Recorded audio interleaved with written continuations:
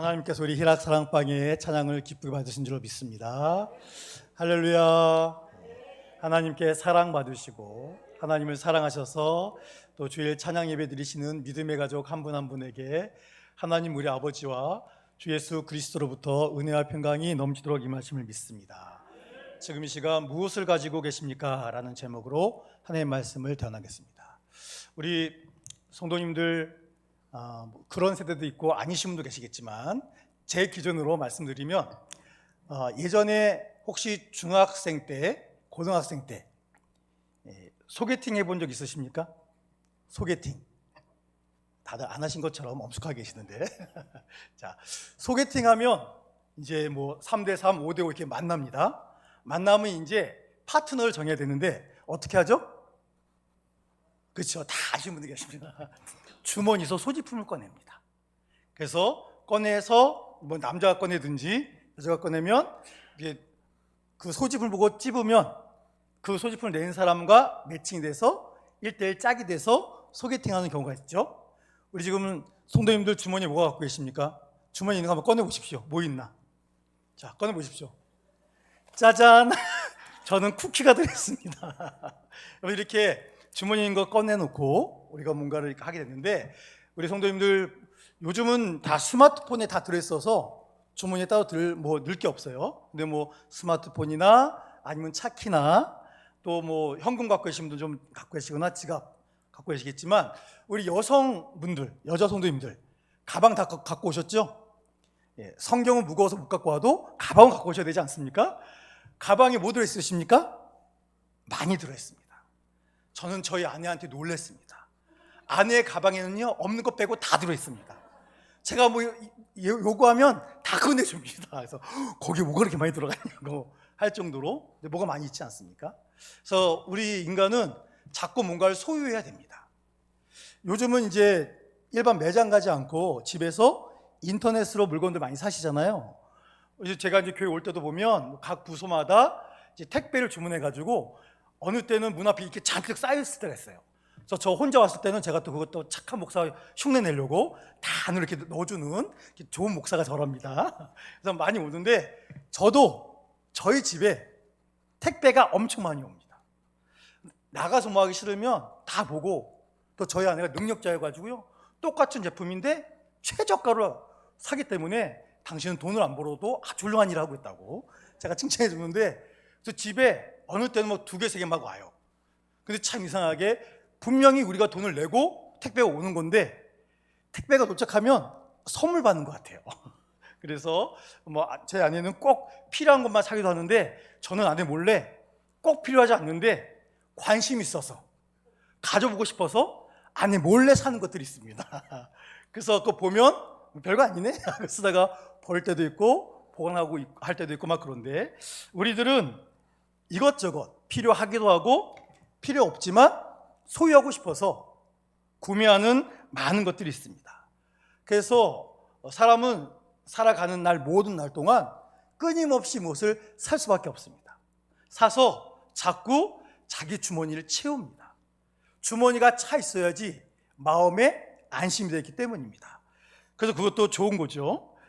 자, 그렇다면 우리는 일반 사회인만이 아니라 우리는 교회 안에서 서로를 누구라고 부릅니까? 그렇죠? 성도, 그리스도인, 기독교인 그렇게 부르지 않습니까? 그러면 우리 하나님의 자녀인 그리스도인 된 우리 믿음의 주머니에는 지금 무엇이 들어있습니까?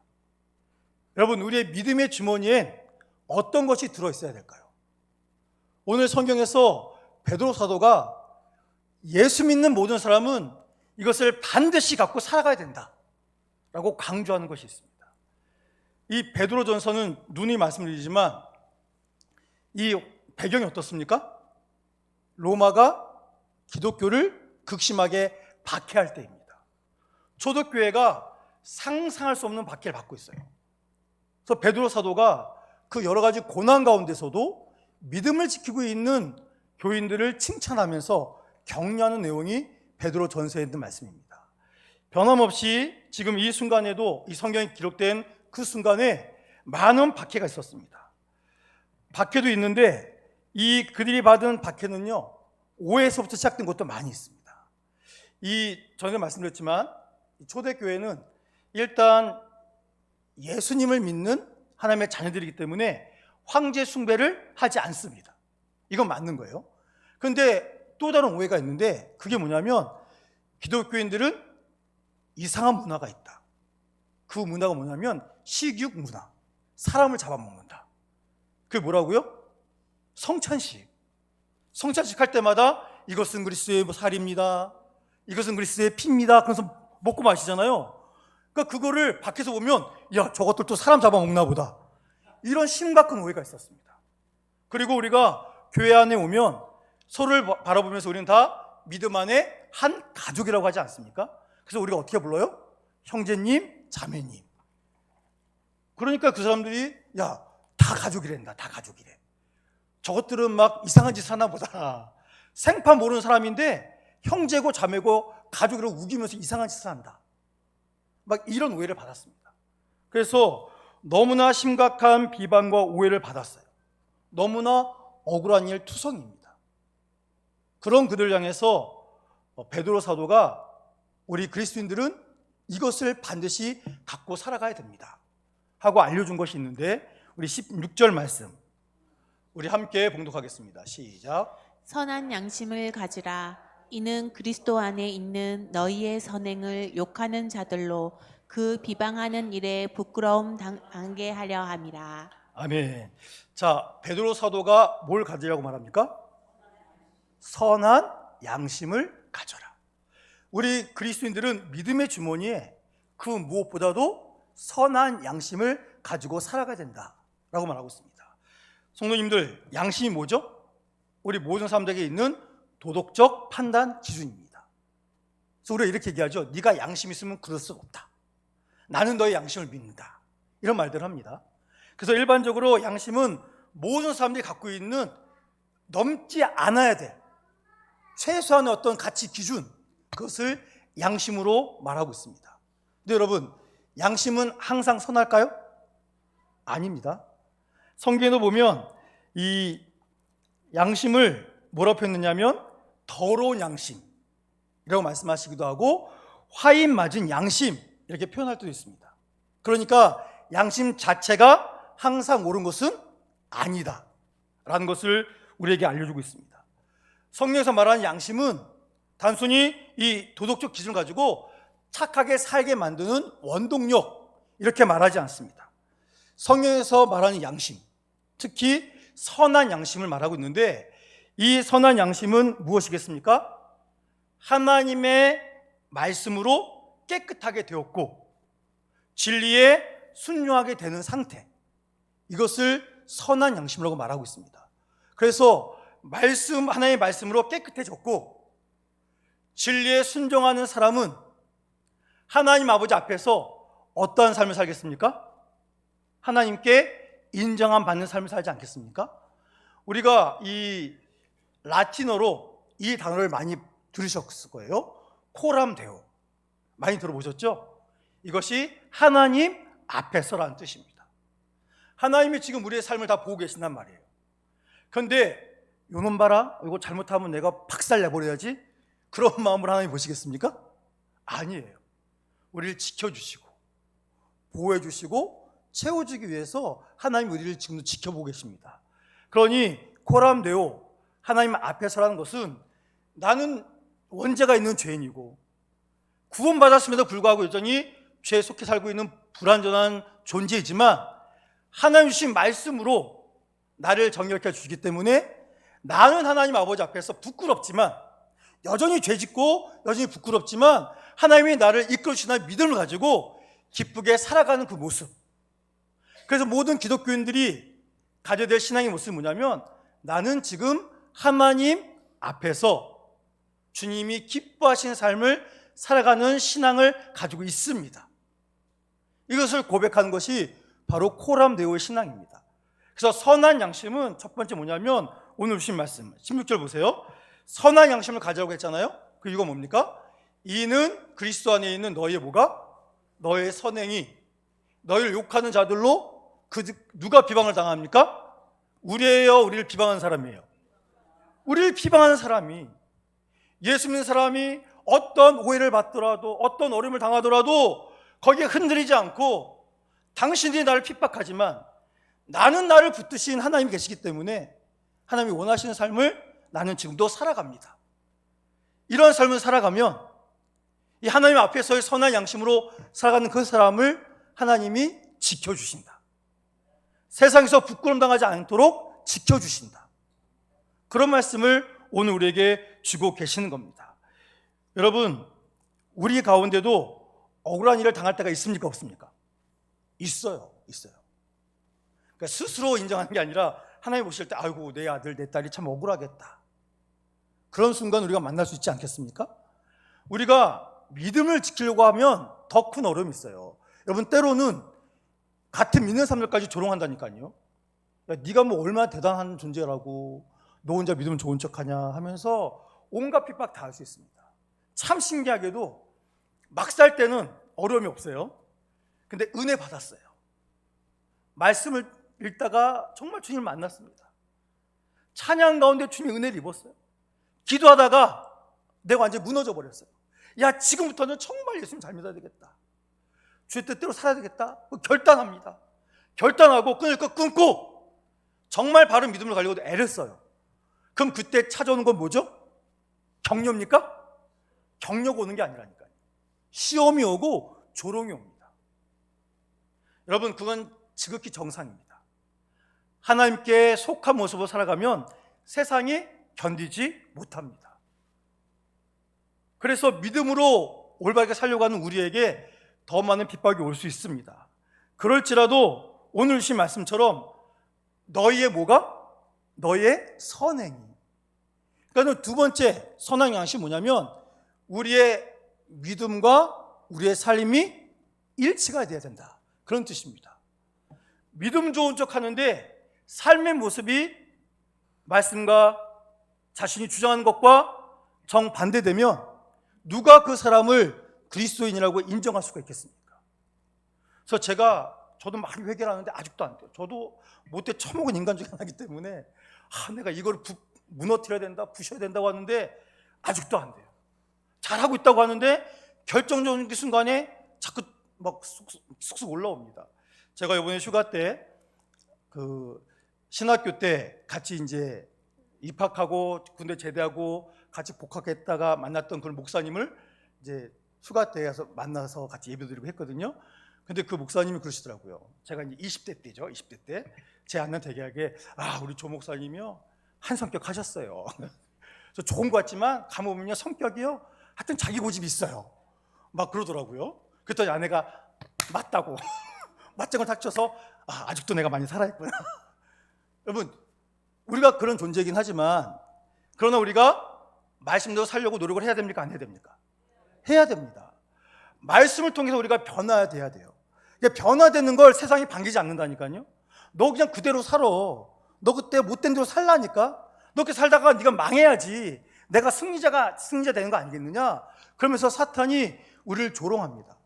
그럴지라도 우리는 내가 받은 구원은 진리이기 때문에 나의 믿음이 내 삶과 하나가 되어서 하나님께 영광 올려드리고, 그리고 믿지 않는 사람들, 그리고 나를 조롱하는 사람들이 야, 저 사람이 행하는 그 모습, 저 사람이 붙잡고 있는 말씀이 진짜인가 보구나. 그래서 오히려 자기들이 부끄러워하면서 우리를 통해 하나님께 나아가려고 하는 그런 모습으로 우리가 만들어내기 위해서 우리는 지금도 선한 양심을 가져야 된다 라고 성경은 우리에게 분명히 말씀하고 있습니다.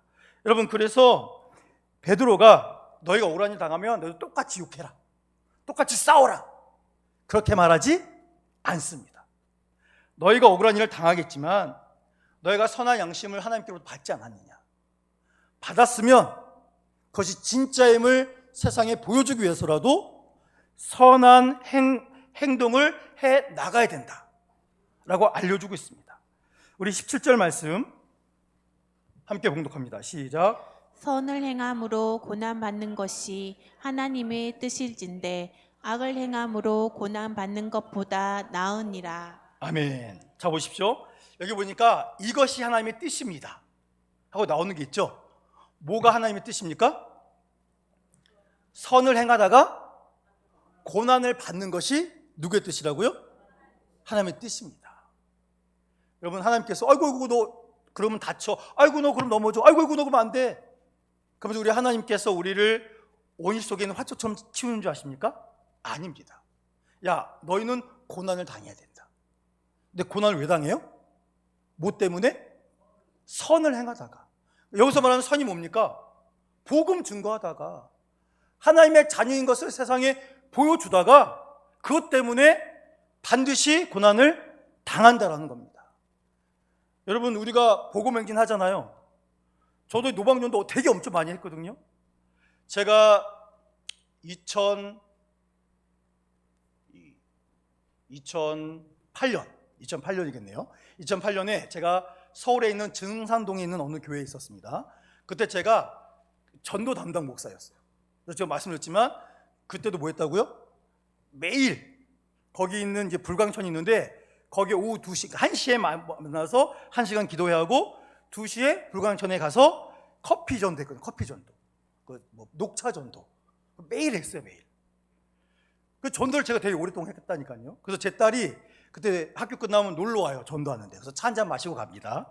그러면서 제 딸이 적어준 편지가 있어요. 초등학교 때 적어준 편지가 있는데 그게 뭐냐면, 아빠, 담임 목사가 돼서도 전도 열심히 해야 돼? 그 편지가 아직도 있어요. 그래서 제가 전도 열심히 합니다. 딸이 저한테 명령했기 때문에, 하나님의 명령과 딸 아이가 은혜 받은 모습이 있기 때문에 제가 어쨌거나 저도 전도하려고 애를 씁니다. 근데 전도 많이 하지만 전도 많이 한다고 조금 더 어렵지 않고 항상 신나고 그럴까요? 아닙니다. 어려움이 많아요. 저도 노방전도 정말 많이 했는데 전도하다가 그냥 안 받으면 되는데 막 욕할 사람도 있어요. 욕하다 아이씨 막 그러고 막 무서우신 분도 계세요. 그러면 그때 마음이 어떨까요? 상쾌할까요? 아우 시원해. 복음 전도 욕먹어서 아 상쾌해. 하늘에 보화가 쌓여서 기분 짱이야. 제 마음이 그러겠습니까? 아니에요. 급작스럽게 어두워져요. 그럴 일이 많이 있지 않습니까? 그 승진하죠. 예수 믿고 구원받으라는 지를 위해서 한 거지 나를 위해서 하는 거야? 이거 확 그냥 막 이런 마음이 우리한테 들지 않겠습니까? 근데 전도하는데 세상이, 사탄이 원하지 않아서 세상이 거부하게 만듭니다. 여러분, 이제 머지 않아서 지금 우리 성도님들 여기 계신 분들은 뭐 11조 뭐 다 하진 않으시지만 11조도 하시는 분 계시고 헌금생 열심히 하시잖아요. 근데 이제 젊은 세대는 그냥 안 할 거래요. 안 할 거여서 조금만 시간이 바뀌면 교회가 다 어려워질 거랍니다. 그러니까 세상이 이렇게 만들고 있어요.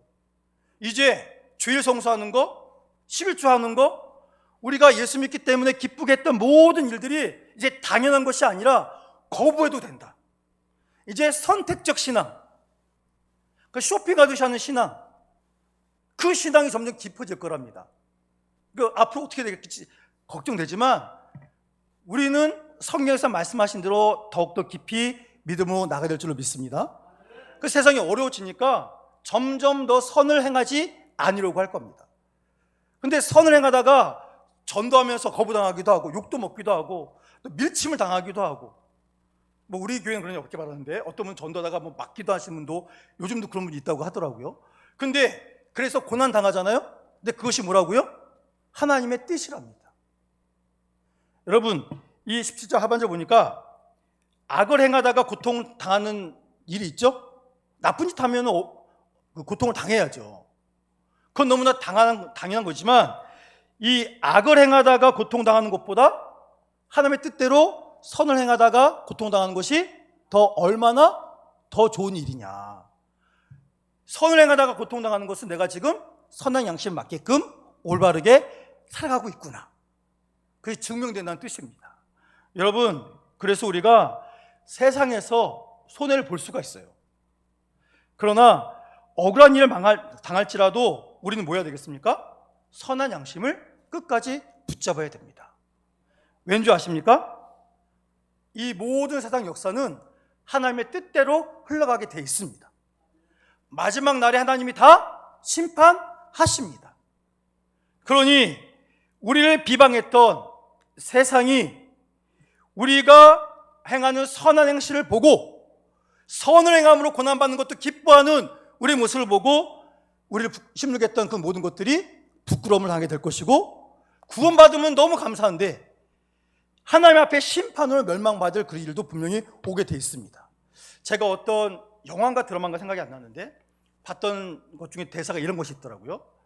악을 행한 자는 반드시 심판받게 돼 있다. 그러니까 당신이 그거 갚으려고 애쓰지 마라. 억울한 일 당했다고 그거 갚겠다고 당신이 더 큰 어려움 당하지 않고 그냥 냅둬라. 세상에 그를 반드시 심판할 거다. 그런 내용이 있었어요. 야, 이게 성경적이에요. 성경적. 그렇지 않습니까? 하나님께서 그냥 두지 않으십니다. 믿음의 사람들이 죄의 뜻을 따라 선을 행하다가 억울한 일을 당하고 고통당했는데 그것이 하나님의 뜻일지언정 하나님께서 죄의 자녀가 어려움 당하는 것, 괴롭게 힘들게 하는 것, 그 원수들을 그냥 두시겠습니까? 그냥 두지 않으십니다. 그래서 원수 갚는 건 나한테 맡기고 내가 할 거니까 하나님께서 우리에게 뭐라고 하셨습니까? 너는 선을 행해라. 여러분, 하나님의 일이 있고 우리가 할 일이 있습니다. 그런데 우리가 할 일을 하지 않고 하나님이 할 일을 내가 하겠다고 하면 됩니까? 안 됩니까? 안 됩니다. 여러분, 그래서 오늘도 이 귀한 말씀을 주신 겁니다. 그래서 우리가 오늘도 해야 될 건 뭐냐면 하나님이 다 지켜보고 계시지 않습니까? 하나님이 그래서 다 채워주십니다. 하나님이 결코 우리를 고통 가운데 신음하며 죽게 만들지 않으십니다. 하나님은 우리를 웃게 만드시고 감사하게 만드시고 행복으로 충만하게 만드심을 믿으시기 바랍니다. 그러니 우리는 주님이 주시는 말씀처럼 선한 양심을 가지고 가면 됩니다. 여러분, 우리가 아무런 표본 없이 우리에게 선한 양심을 가지라고 말씀하지 않습니다. 우리에게는 최고의 롤 모델이 계세요. 누구실까요? 예수님이시죠. 예수님.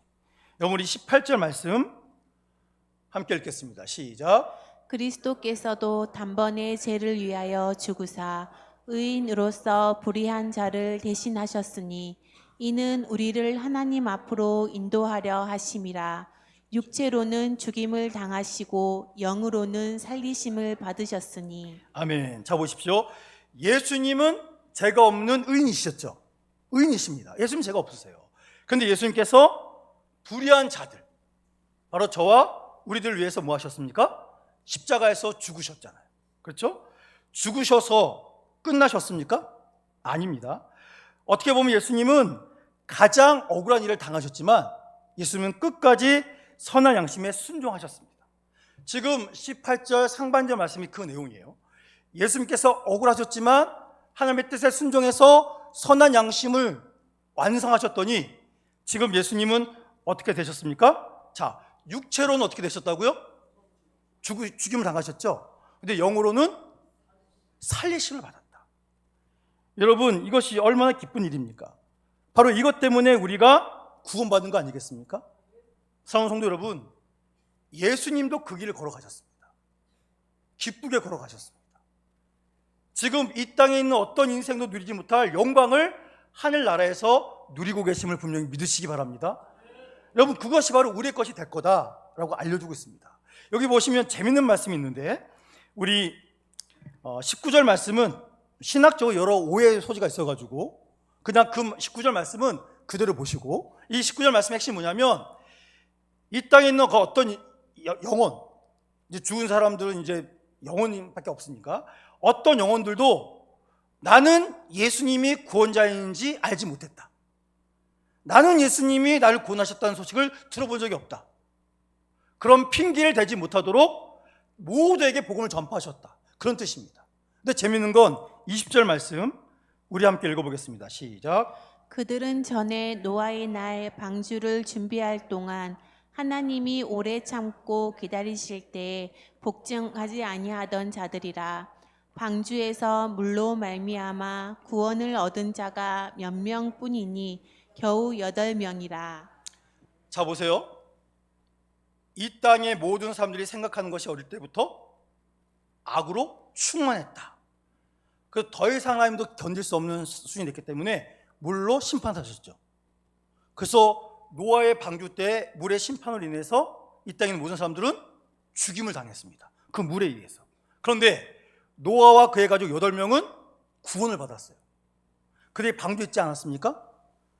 세상을 심판한 물이 이 땅에 충만해져서 노아와 그 가족이 있는 방주를 들어 올렸습니다.